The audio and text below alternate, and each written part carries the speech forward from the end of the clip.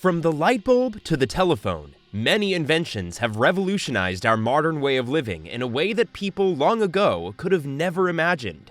And in this video, we will be looking at one particular invention that has reformed land transportation and long-distance traveling forever.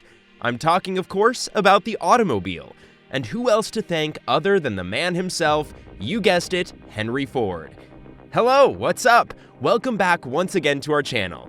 Today, we'll be looking at the extraordinary and fascinating life of Henry Ford, from his upbringing to his first accomplishment, all the way up to his death. So if you're interested, keep on watching. And hey, remember to click that subscribe and notification button to keep up with all our updates. With that said, let's get started. Humble beginnings. Even from his humble beginnings, Ford already showed his potential to be great. On July 30th, 1863, he entered the world on his father's farm, which would become Dearborn, Michigan. Ford's early life showed glimpses of the qualities that would later make him wealthy, influential, and well-known. He led a group of kids in constructing early water wheels and steam engines. He made friends with the individuals who operated large steam engines, and he gained knowledge about these machines via them. He self-taught watch repair, using broken timepieces as study guides to familiarize himself with mechanical principles. As can be seen, even as a young man, Ford exhibited mechanical aptitude, leadership skills, and a preference for learning via error. His entire career would stand firmly upon the strength of these traits. At 16, he left home to find some work around Dearborn and eventually landed a position as an apprentice machinist. After 3 years, he moved back to Dearborn to take over the family farm, though he continued working on steam engines or making guest appearances at Detroit companies. He later wed Clara Bryant, a farm girl from the area, in 1888. Aww. Ford and his new bride lived off his sawmill earnings for the first few years of their marriage. Then, after moving back to Detroit with Clara in 1891, he found work as an engineer for the Edison Lighting Company.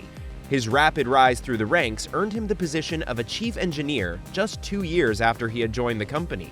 It was also during this time that Clara gave birth to her and Henry Ford's only child, a son they named Edsel Bryant Ford.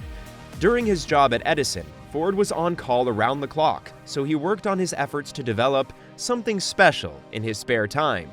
And in 1896, Ford would give birth to something truly marvelous. The birth of Ford. It was an automobile, or horseless carriage, powered by gasoline that only had 2 forward speeds with no reverse. It had a lightweight metal frame, 4 bicycle wheels, and a 2-cylinder, 4-horsepower gasoline engine Ford named the Quadricycle. Though it may not look like much now, it was a sight for sore eyes for the first people who saw it back then. Unfortunately, only the very well-off could afford one due to the Quadricycle's high price tag. He had never had any success in the vehicle manufacturing industry before, but this was his first.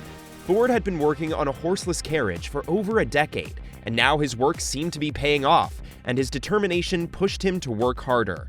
In 1898, Ford added a second vehicle to the fleet. By this time, he had shown that he had attained a crucial skill for his future success: the capacity to communicate a vision and inspire others to join him in pursuing that vision.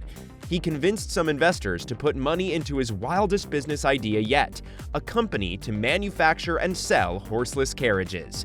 Yet Ford needed to gain experience managing a company, and learning by making mistakes is an inevitable part of the process. As a result, both the new business and a second, similar venture collapsed. Ford took additional risks, including constructing and piloting race cars to resurrect his wealth.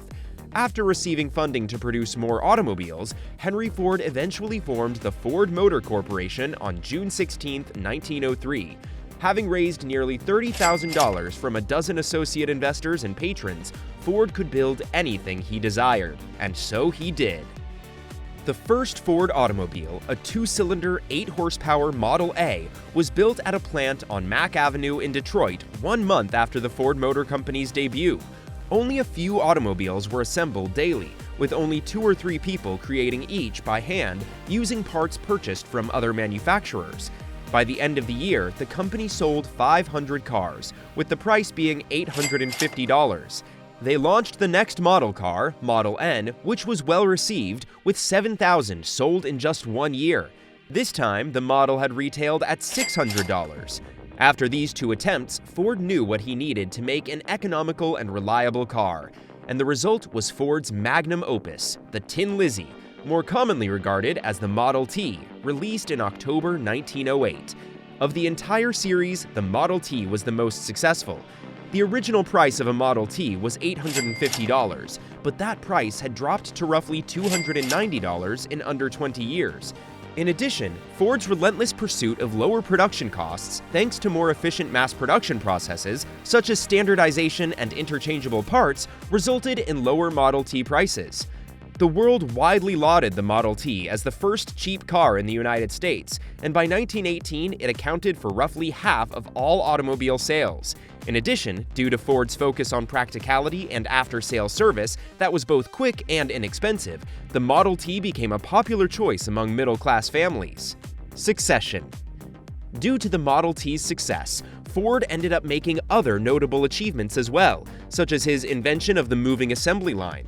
For explanation, the demand for Henry Ford's groundbreaking Model T nearly exceeded production at one point. Hence, Ford looked for creative solutions to boost manufacturing output. The number of workers needed on the factory floor got drastically cut down because of the system he devised. As a result, his business pioneered the automobile production line in motion in 1913. A brand new factory in Highland Park, Michigan was the initial location where they implemented the same method. After adopting Ford's mass manufacturing techniques, the company reduced the hours required per output unit from 12.5 to 9.3 by 1914. In addition, Ford could deploy a 3-shift day because of the mobile assembly line. That resulted in a considerable boost in production.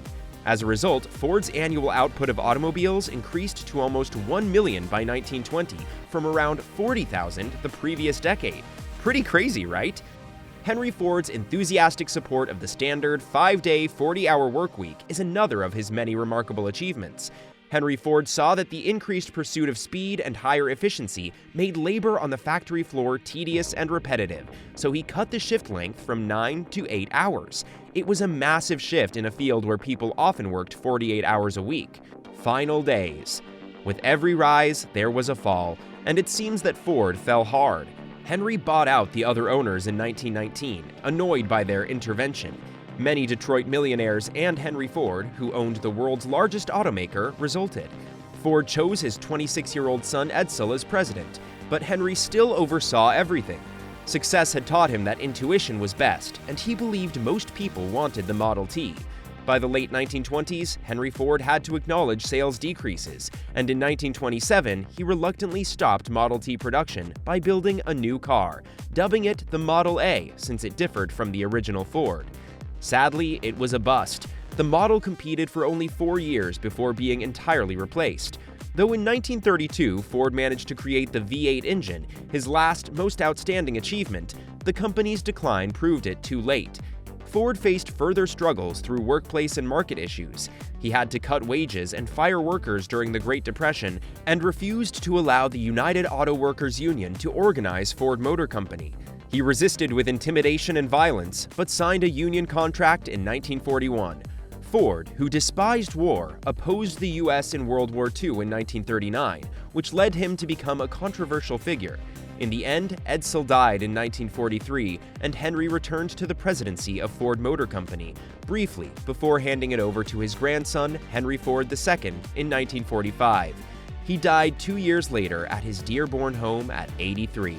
Despite everything, the 20th century owes a great deal to the innovations that Henry Ford pioneered. He was curious about everything, found ideas in history, anticipated positive changes in the future, and had faith that technology might help people. He saw technology as more than a means to make money. It was also a method to promote progress toward a better tomorrow. And maybe it might inspire you too to pursue whatever dreams you have. Who knows? One day, you might change the world as well. That's it, guys. Thank you so much for watching this far. Let us know in the comments below about your favorite fact about Ford.